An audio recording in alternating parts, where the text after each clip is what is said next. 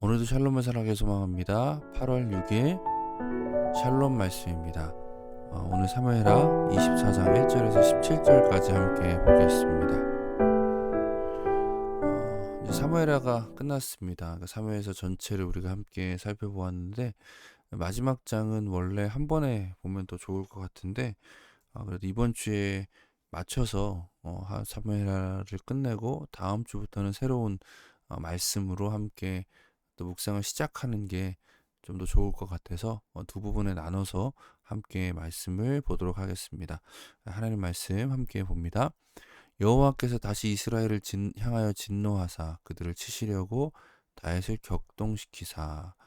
이 부분이 참 어렵죠. 하나님이 진노하셨고 그들을 치시려고 하셨다. 심판에 대한 얘기를 하시는데 다윗의 마음을 격동시키셨대요. 이게 마치 자칫 보면 다윗을 부추기거나 다윗에게 원래 없는 마음을 일으키셔서 이렇게 뒤집어 씌웠다라고 느껴질 수 있는 부분인데요.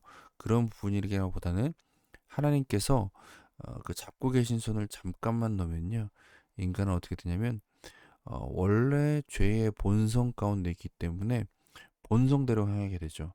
그전에 하나님의 은혜로 인해서 그 본성을 잘 다스려 왔으나 본성대로 행하게 되는 겁니다. 그래서 잘못된 일을 행할 수밖에 없는 거죠.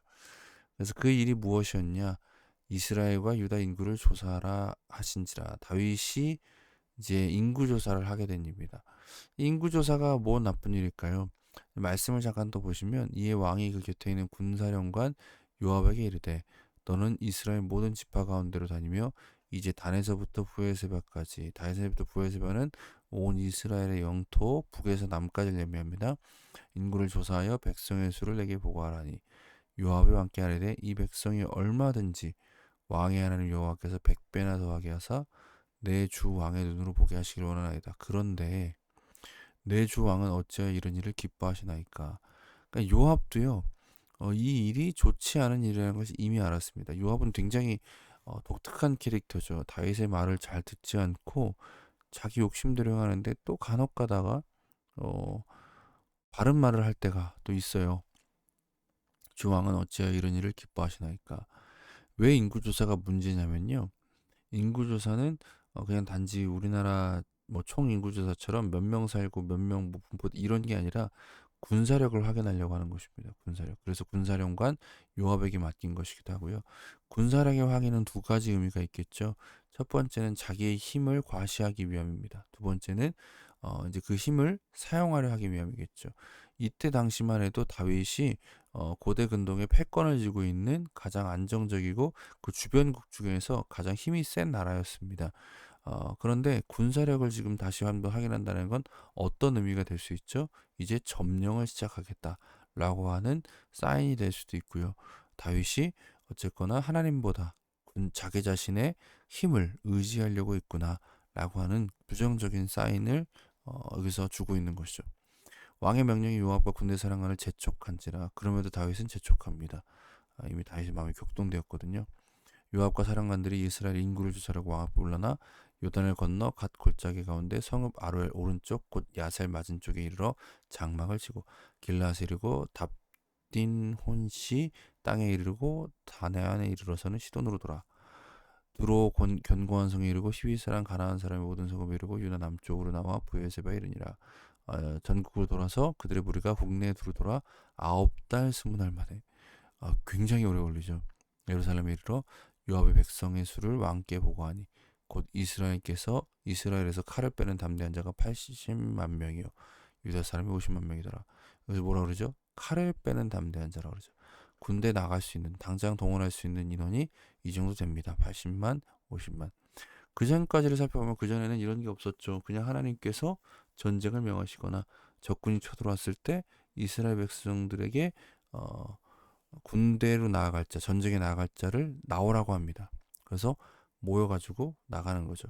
이스라엘의 힘은 군사력에서 오는 것이 아니었습니다. 그들의 군사력이 있다라는 건 어떤 뭐 군량비를 비축해 놓고 작전을 연습하고 뭐 이제 군사 훈련을 하고 이제 이런 것들이 동반되어지는데 이스라엘 백성들은 그냥 전쟁이 나면 모집이 돼서 그러니까 그 싸울 사람들을 모집을 하는 거죠. 그래서 자발적으로 나와서 함께 주님의 싸움에 동참하고 그 승리를 누가 주셨냐? 하나님이 주셨죠. 하나님을 의지하는 것이 응당, 마땅한 모습인데 다윗은 자기의 힘을 의지하려고 합니다. 이것은 누구의 모습과 닮았죠? 사울의 모습과 닮았죠. 다윗이 백성을 조사한 후에 그의 마음에 자책하고 다윗도 알았어요. 하나님이 이제 다시 깨닫게 하시는 겁니다. 다윗이 여호와께 아뢰되 내가 이 일을 행함으로 큰 죄를 범하였나이다. 9달 20날이 있었는데 9달 20날 동안에 회개하지 못하고 하고 난 다음에 마음에 찔림이 와서 회고합니다. 이제 간구하옵나니 종의 죄를 사하여 주옵소서. 내가 심히 미련하게 행하였나이다. 바세바 때와 다른 점은 바세바 때는 자기의 죄를 감추려고 하다가 걸렸지만 이제는 자기 스스로 먼저 자책하게 되는 정도까지는 왔습니다. 다윗이 그만큼 달라진 거죠. 다윗이 아침에 일어날 때 여호와의 말씀이 다윗의 선견자 가세에게 임하여 이르시되 하나님께서는 하지만 엄하게 이 일을 행하시죠. 그리고 이 일은 결과적으로 하나님의 구원의 계획을 비추는 그런 과정이 됩니다. 가서 다윗에게 말하기를 여호와께서 이와 같이 말씀하시기를 내가 내게 세 가지를 보이노니 너를 위하여 그 중에 하나를 택하라. 이제 벌을 받아야 되는데 세 가지 중에 하나를 받아라. 내가 그것을 행하리라 하셨다 하시니 가시 다윗에게 이르되 왕이 땅에 7년 기근이 있을 것이니까 혹은 왕이 왕의 연수에게 쫓겨 석 달 동안 그들 앞에 동왕하실 것이니까 혹은 왕의 땅에 사흘 동안 전염병이 있을 것이니까 왕은 생각하여 보고 나를 보내신 이에게 무엇을 대답하게 하소서 하는지라. 뭐가 날까요? 7년 동안 기근, 아니면 석 달 동안 도망 다니는 거, 사흘 동안 전염병. 어, 왕 혼자 도망 다니는 게 아니죠. 석 달 동안 도망 다니는 건 왕의 자리가 압살롬이 쫓아왔을 때처럼 혼란기가 석 달 동안 된다는 겁니다. 그리고 사흘 동안 3일만 끝나는 거. 다윗이 가다게 이르되 내가 곡통 중에 있나이다. 청하건대 여호와께서는 긍휼이 크시니 우리가 여호와의 손에서 빠지고 내가 사람의 손에 빠지지 않게 아니하기를 원하노라 하시니라. 다윗은 하나님께 긍휼을 구합니다. 그리고 하나님께 맡기죠.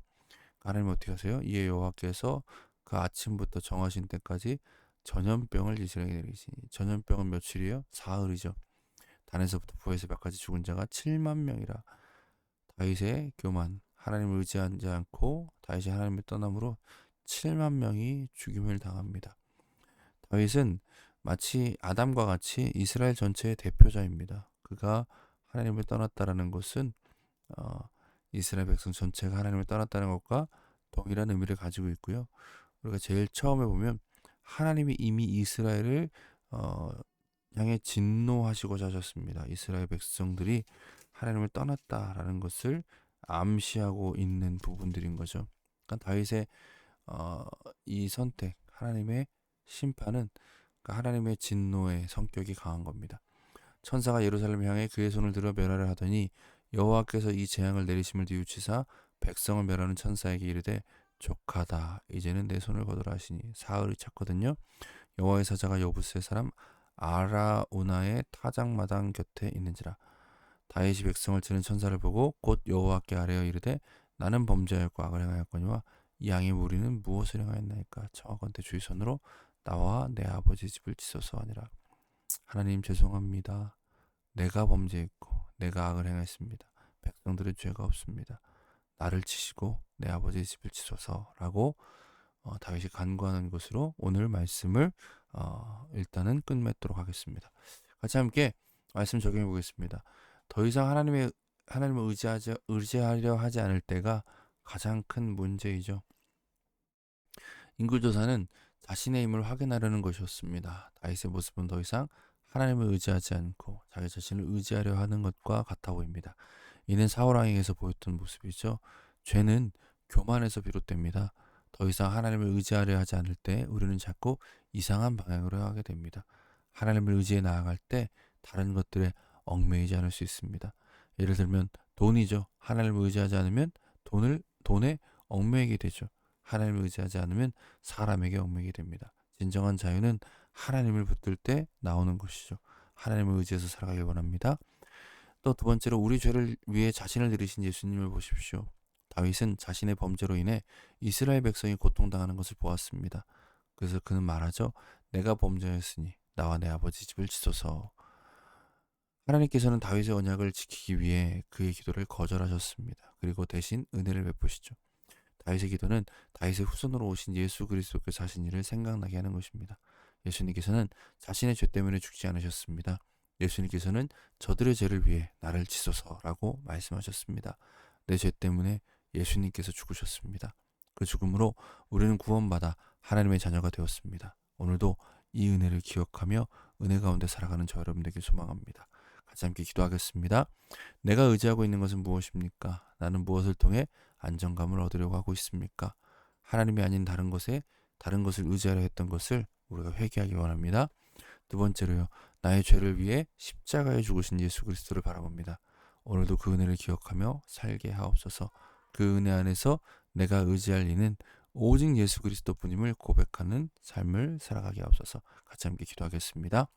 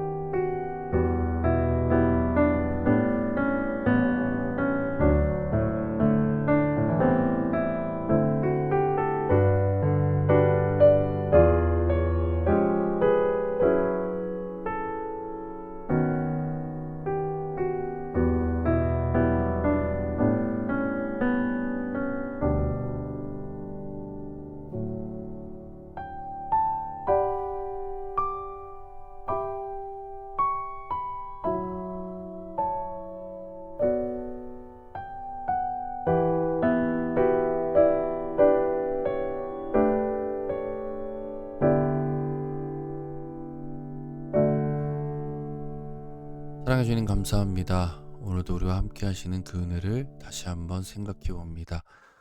우리가 의지하고 있는 것이 무엇입니까? 내가 무엇을 통해서 안정감을 찾고 있었습니까? 주님이 아닌 다른 것을 의지하고 있었다면, 하나님이 아닌 다른 것으로 안정감을 쌓고 있었다면 주님 우리를 용서하여 주시옵소서. 교만하여 다른 것에 얽매이는 자가 아니라 겸손히 하나님만 의지함으로 자유한 삶을 살아가는 우리의 삶이 되기를 소망합니다. 우리의 눈을